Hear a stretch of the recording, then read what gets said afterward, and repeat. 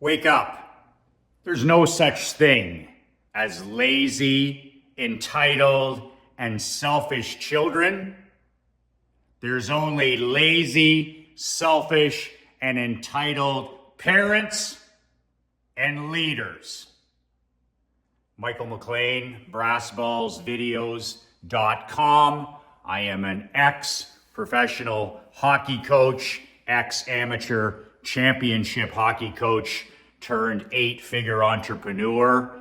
I am a husband, a father, and a small business owner just like you. You can download a free copy of my brand new book. I wrote this book 2 months ago, 5 ways to unfuck your life in the next 30 days. If you're like me, or a husband, a father, an entrepreneur, you need to get your shit together from time to time.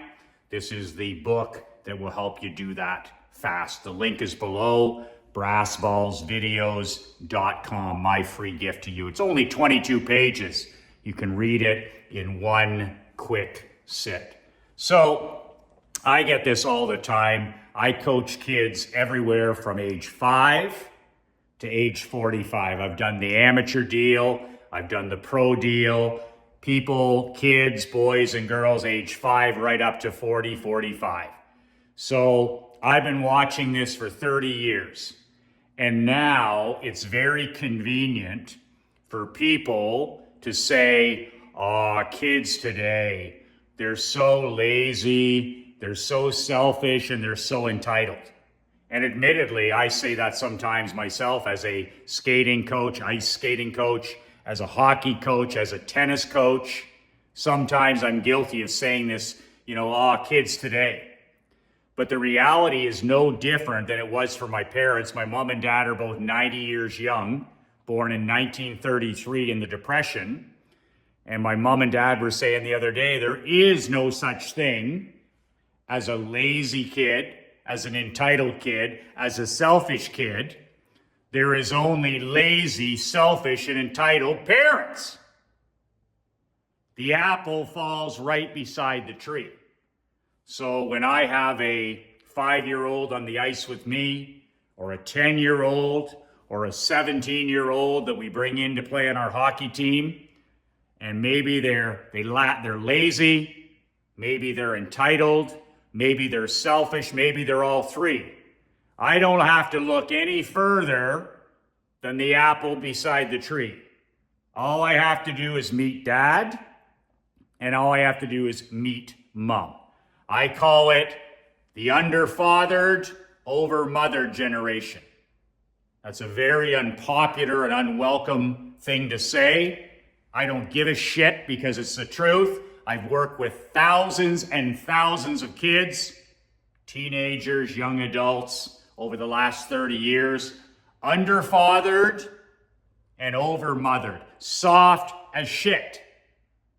But unlike most coaches and consultants, I do not put the blame on the children. If your child is a quitter, you've taught them to be a quitter.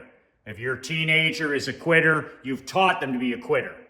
If your kids are addicted to screens and anti-social media, if they're iPhone junkies, they learn that from you.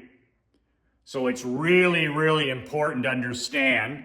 And you talk to anybody. I remember last year when UConn won their second consecutive men's college basketball championship with the great Dan Hurley as the head coach. And I remember, everybody's talking about Hurley as a coach and how he gets all these blue chip prospects and he is the best players, and all the normies are like falling in love, right, with Dan Hurley. But the thing that I like about Hurley was a video I watched about how he doesn't recruit players, he recruits parents. He doesn't recruit just the talent. He goes and he recruits mom and dad. And he interviews mommy and daddy first before he even thinks of trying to sign the kid. Now, I've been recruiting for 21 years. We used to recruit kids 16 to 20. So that's music to my ears. Because when I was recruiting hockey players to bring to our championship program, the most important interview is the interview with mom and dad. I don't need to know about the kid. I need to meet dad. I need to meet mom. I need to meet grandma. I need to talk to the kindergarten teacher. Because if I'm going to make a 4-year commitment to this player, I need to know that they're high character, high integrity, that I can help this young man become a better person and a better athlete. But that's it. I need to meet mom and dad. Apple tree. So if the kid's selfish, if the kid's entitled, if the kid lacks a work ethic, I don't have to look any further. I just have to look at mom and dad. So it's easy to point fingers. It's easy to say, teenagers today, the 20-somethings, the 30-somethings. A great example is my business partner, the great Marc-Andre LeBlanc. Marc is 26 years old. He has his own home with his girlfriend. He played for me for 4 years. He was one of my assistant captains. He wasn't the most talented player. He had the highest character, the highest integrity. He played for me for 4 years, and now we're in business together. But what's really important is he's a 26-year-old kid. And people say, kids today, they're all lazy, entitled, and selfish. But he's a complete outlier. He's a complete outcast. Like, where do you find a guy like Marc-Andre who works 60 hours a week, 70 hours a week? He doesn't drink. He's got his own home. He's got a wonderful relationship. Are you kidding me? Where do you find a Marc-Andre LeBlanc? Go meet mom and dad. Go meet his sister. It's not hard to do. When I'm hiring people for my different businesses, hell, when I was in the insurance business, I had 23 people and they all showed up. That's $1 million payroll back in 2017. Every single one of those people that I hired, from the front door to the back door, I did extensive research on their character and their integrity. We checked their social media profiles. We checked in with their friends. We checked their family. We called the references. But most importantly, I'm like Nick Saban. I'm like Bobby Knight. I'm like Red Berenson in Michigan. I want the best players getting off the bus. That means I have the best chance of winning. So whether I'm running a business or whether I'm running a hockey team, I want the best players coming off the bus. Well, to get the best players coming off the bus, I've got to recruit 24/7. There's not a day that I go to Dunkin' Donuts in Naples, or a day I go to Tim Hortons, or a day that I wash my truck, or a day I have lunch with one of my allies, that I'm not recruiting. The antenna's always up. I'm looking for great people. I'm looking for high character people. I'm looking for relentless people. And they don't know I'm watching. So the bartender, the waitress, the waiter, the guy that cuts my grass, the guy that cleans my pool, the guy that sells me my house, I'm watching. I'm Nick Saban. I'm not looking for football players. I'm looking for spectacular people. And if I can find spectacular people like Marc-Andre, like Josh that works with us now, that means I can wipe the fucking floor with any competitor. My dad, I was driving him around this morning. I took him to the coffee shop and he's like, Michael, he said, holy moly. He said, is this not the greatest time to be alive? My dad's he's turning 91 next month. 91. He's now moved into a retirement community with my mom, who'll be turning 91. And we're driving around this morning with a cup of coffee. And he says to me, oh my God. He says, talk about wealth, opportunity, and abundance. We're downtown. He's looking at the properties. He's looking at real estate. He's looking at the sunshine. He's looking at the traffic. And he says to me, it doesn't get any better than this. He's 90 years old.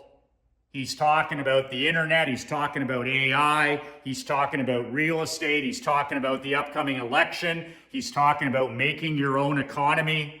And he said, Michael, he says, I'm 90. He says, I'm on house money now. He calls his 90s house money. He said, my brother, my dad was adopted into a family. His mom died at birth. His biological mom died at birth when he was born. And he said to me, he goes, this is house money. He said, my brothers and sisters and my dad died in their late 60s. He said, we knew your mom was going to, live until her 90s. Like my grandma was 96. He said, but I should have been long gone. I should have been gone in my 70s. And with the life he lived as an entrepreneur since age 15. He said, but here I am. He says, I'm living house money. That's what he told me this morning in the coffee shop. He said, I said, Dad, this and that. He says, are you kidding me? He says, I'm living on house money. He says, I'm watching you. I'm watching, your sister. I'm watching your brother. He goes, this is fantastic. He goes, you guys are in the prime years of your life. 55 is your prime. He says, I'm loving my grandkids. I'm loving my great-grandson. He says, I'm living in one of the greatest countries in the world. I get to go see you guys in Naples. I'm in good health. Your mom's doing well. He goes, are you kidding me? He says, this is the greatest time to be alive as an entrepreneur, as a husband, as a father. And he says, I'm enjoying watching you live it on house money. And I was just like, wow. And, he talks about, he says, people are always going to talk about the next generation, kids today, lazy and entitled. And of course it's true. But then we got our cup of coffee this morning and my dad's like, isn't she a terrific person? Isn't he a terrific person? There's so many great people around. But we need to stop blaming the next generation and start taking accountability and saying, you know what? Children learn what they see. More is caught than taught. More is caught than taught. They see cell phone use. They see drinking. They see smoking, they see digital addiction, they see language, they hear language, they see the way, physical health, all of it. So it's, what happens at your table, what happens in your house is a hell of a lot more important than what happens in any White House. And if kids are selfish or if they're entitled or if they're lazy, they didn't, like my dad said, they didn't pick it off a tree. It landed right beside them. So it's interesting because I'm going to get Marc-Andre. I have a rule, no days off, right? I don't miss. I'm not good enough to miss. I'm not the smartest guy. I'm not the strongest guy. I'm not the toughest guy. I'm not the most intelligent guy. So maybe you can miss, but I can't miss. So I don't believe in taking summers off. I don't believe in weekends. Weekends make you weak. I believe in working every day and only working 1 to 5 hours. People are like, Michael, how do you only work 3, 4, 5 hours a day? I go, because I work every day. I prefer being done every day at noon than having a 3-day weekend from time to time. But I wanted to show you this piece of paper that I'm going to put in the description. It's down in the description. You can print it off. Marc-Andre will put this together. And this is my daughter, Emery Eva McLean, daily success ritual for the 3 months. So there's no school, June, July, and August, right here in the not so great white north. But so here's her checklist for the day, and she's 11. But, she has to read 20 pages, 1 hour of math with Mr. Dan in Naples. She does that on Zoom. She has to do her bear crawls. She has to do her push-ups 7 days a week. She has to do plank for 2 minutes. That's hard. I do all this with her. 20 minutes of piano. She doesn't like that. And here's the big thing we've added this summer. Cursive.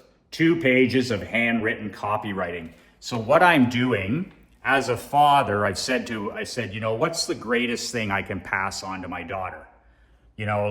God knows what she's going to be facing in another 10 years. So I decided, my wife Krista and I talked about it, and I said, I think the ability to copyright, to be able to sit down a decade from now and write a sales page, write an email, write a text, write a social media post, shoot a video. It's all copywriting.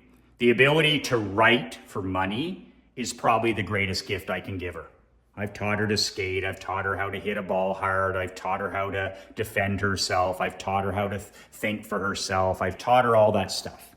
But I'm like, what can I give her that if she's dropped out of a plane in the middle of nowhere, she can be up kicking ass and taking names within 24 hours? And the answer to that question was copywriting. So trying to make it a bit fun, what I have her doing is every day I print off the heavyweight champion of email, the great Matt Fury.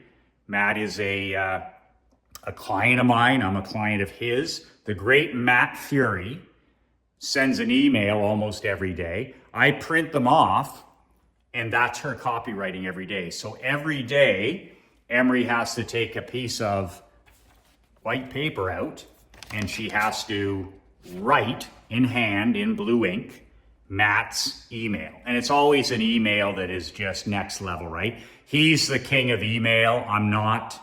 He's the greatest of all time. He's the heavyweight champion of email. So I print it off and I leave it on the kitchen table, and Emery writes it out by hand every day and then checks it off. And she doesn't even know what she's doing. She doesn't care. And it's just, what's it doing? It's hardwiring his sales techniques into her brain. She's only 11, but she's already writing copy by the greatest email copier in history, Matt Fury. And that's what she's been doing all summer. Every day, another email. Every day, another email. Violent consistency. Another thread on the cable. Another thread on the cable. Another thread on the cable. I'm like, what did you write about today? She doesn't even know. Hindu squats, Daddy. Whatever Matt's selling. Another thread on the cable. Another thread on the cable. Another thread on the cable. So we're doing that every single day for 3 months. And I think I'm giving her a gift that she can be dropped out of a helicopter in another 10 years, and she can get back up on her feet, and she can build the badass world of her dreams. So that's all I have to say about that.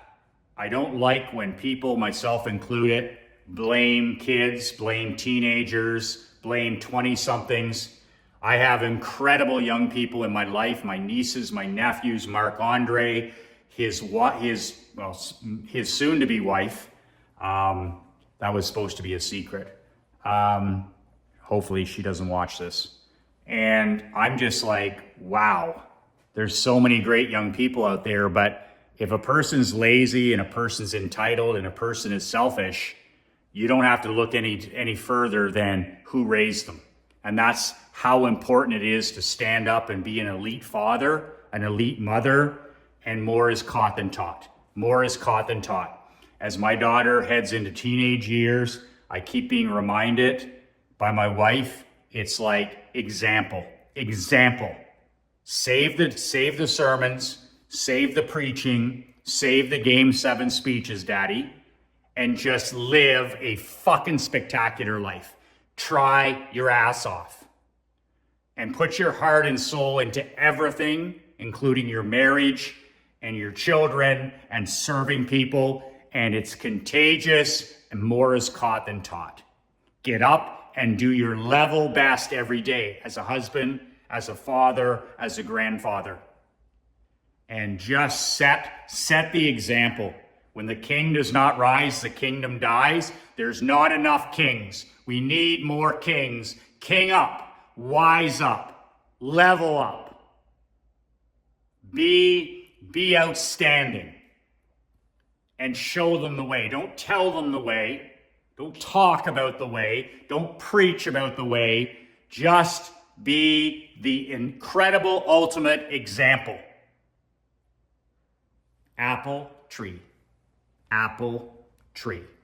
You can download a free copy of my book below, brassballsvideos.com, my free gift to you. If you would like to apply for my brand new mastermind, I'm starting a mastermind. I'm psyched.